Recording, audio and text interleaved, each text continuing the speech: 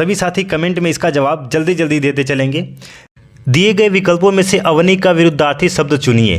विरुद्ध मतलब एक शब्द इसमें से अलग है, बाकी सेम है। अमन, चक्षु, अग्नि या फिर अंबर। देखिए अमन भी होता है, चक्षु भी होता है, अग्नि भी होता है, लेकिन अंबर नहीं होता है, तो अंबर आपका सही जवाब हो जाएगा। चलिए, उत्थान का विलोम शब्द क्या है? प्रस्थान, पतन, विस्थापन या फिर अनुत्थान। चलिए, उत्थान का क्या हो जाएगा? ऑप्शन नंबर बी, पतन हो जाता है। चलिए, प्रश्न नंबर 3, अपने जीवन पर स्वयं लिखी कथा वाक्यांश के लिए एक शब्द होगा। रेचा चित्र, संस्मरण, आत्मग्लानि या फिर आत्मकथा। अपने जीवन पर स्वयं लिखी गई कथा को क्या बोलते हैं साथी? ऑप्शन नंबर डी, आत्मकथा बोलते हैं। आज हमारे पास समय थोड़ा कम है, इसलिए थोड़ा क्लास को हमको फास्ट करना पड़ रहा है। एक बार सभी साथी क्लास को लाइक कर देंगे और एक बार शेयर कर देंगे सभी दोस्तों के पास। चलिए, आकाश का पर्यायवाची शब्द नहीं है। गगन, नभ, अंबर या फिर अवनी। तो साथी आकाश का पर्यायवाची शब्द क्या है? देखिए गगन भी है, नभ भी है, अंबर भी है, अवनी नहीं है। स्क्रीनशॉट ले लेंगे और सोने से पहले इसका रिवीजन डेली आपको करना है। निम्न में से समानार्थी शब्द कौन कौन सा? एक सेकेंड, निम्न में से समानार्थी शब्द का कौन सा जोड़ा नहीं है? दांत, दंत, रदन, झंडा, ध्वज, पताका, कमल, अम्बु, आब, चांद, राकेश, राशि। यानी ये पर्यायवाची दिया गया है, इसमें से एक जोड़ा सही नहीं है। वो कौन सा है? देखिए, दांत का दंत और रदन भी होता है, झंडा का ध्वज और पताका भी होता है, चांद का राकेश और राशि होता है, कमल का अम्बु और आब नहीं होता है। ऑप्शन नंबर सी आपका सही जवाब हो जाएगा। चलिए, नीचे दिए गए शब्दों में से किसकी वर्तनी शुद्ध है? यानी कि शुद्ध शब्द कौन सा है? द्वारका, पूज्यानिया, अंतर्ध्यान या फिर अहिल्या। तो साथी देखिए, द्वारका ऐसे ही लिखा जाता है, ठीक है ना, बाकी सब आपका गलत लिखा गया है।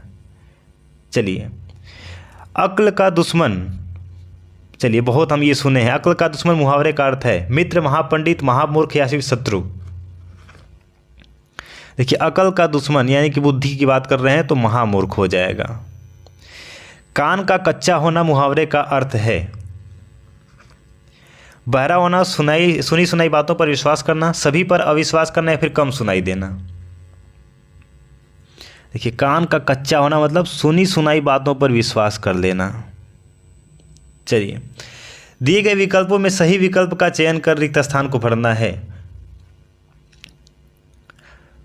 यह देखिए, डैश सोता है, डैश खोता है। देखिए, ये तो बचपन से हम कहावत सुनते आए हैं, जो सोता है वो खोता है। देखिए यहाँ पे कहाँ पे ऑप्शन है आपका?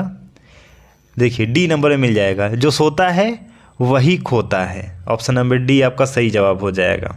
ये बहुत हम बचपन से कहानी सुनते आ रहे हैं। चलिए अगला क्वेश्चन, इसमें भी साथ ही रिक्त स्थान आपको भरना है। भारत विश्व की उन प्रथम सभ्यताओं में से है जहां सिक्कों का क्या शुरू हुआ था? विकार, प्रचलन, परिवर्तन या फिर उलटफेर। तो यहाँ पे सिक्कों का प्रचलन शुरू हुआ था। क्या शुरू हुआ था? प्रचलन। चलिए, जिस वाक्य में इसलिए और क्योंकि, लेकिन, परंतु आदि समुच्चय बोधक शब्द जुड़ते हैं उनको क्या बोलते हैं? संयुक्त वाक्य, मिश्र वाक्य, सरल वाक्य या फिर विधान वाक्य। देखिए, जिस वाक्य में क्योंकि, लेकिन, परंतु, किंतु जुड़ता है उनको क्या बोलते हैं? संयुक्त वाक्य बोलते हैं। क्या बोलते हैं? संयुक्त वाक्य। ये इंपॉर्टेंट क्वेश्चन है, स्क्रीनशॉट ले लेंगे। निम्न वाक्य को संयुक्त वाक्य में परिवर्तित करें। पढ़ने के लिए अतिरिक्त वह लिखता भी है। वह पढ़ाई लिखाई कर लेता है। वह पढ़ाई लिखाई करता रहता है। दिए हुए वाक्य में परिवर्तन संभव नहीं है। या फिर वह केवल पढ़ता ही नहीं बल्कि लिखता भी है। इसका सही जवाब क्या क्या हो जाएगा? कमेंट में इसका जवाब देंगे।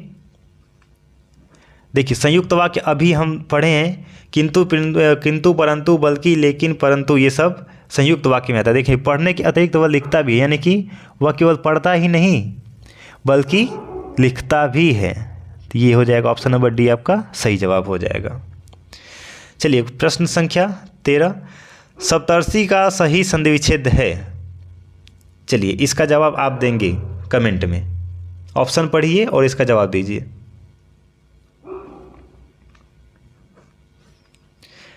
तो साथी सप्तर्षि का क्या हो जाएगा? सप्त और ऋषि, ये आपका सही जवाब हो जाएगा ऑप्शन नंबर सी। द्वंद्व समास में कौन सा पद प्रधान होता है? उत्तर पद, प्रथम पद, दोनों पद या फिर इनमें से कोई नहीं?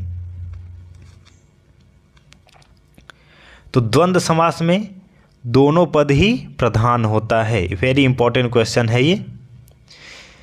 चलिए अगला प्रश्न, सभी साथी एक बार वीडियो को लाइक कर देंगे और अपने साथी के पास इसको शेयर कर देंगे जल्दी से। और जिसने सब्सक्राइब नहीं किया, जीके और हिंदी का क्लास डेली यहाँ पे चल रहा है, प्रीवियस ईयर क्वेश्चन, तो जल्दी से सब्सक्राइब कर लेंगे। बारहसिंगा शब्द में समास है बहुव्रीहि, कर्मधारय, द्वंद्व या फिर अव्ययी भाव? बारहसिंगा में कौन सा समास है? बहुव्रीहि समास है। Option number A is the right answer. समय थोड़ा कम है इसलिए जल्दी जल्दी क्लास को देखना पड़ रहा है। कितनी करुणा कितने संदेश में कौन सा अलंकार है? यमक, अनुप्रास, श्लेष या फिर उत्प्रेक्षा?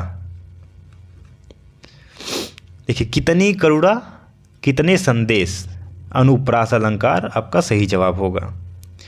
चूड़ी अच्छी थी में थी कौन सी क्रिया है? योजक क्रिया, अधिकार घोतक क्रिया, औचित्य बोधक क्रिया या फिर अप्रत्यक्ष क्रिया? तो साथी इसका जवाब क्या हो जाएगा? देखिए, चूड़ी अच्छी थी यानी कि सिर्फ थी में कौन सा क्रिया पूछ रहा है, तो क्या हो जाएगा? योजक क्रिया हो जाएगा। Option number A is the right answer.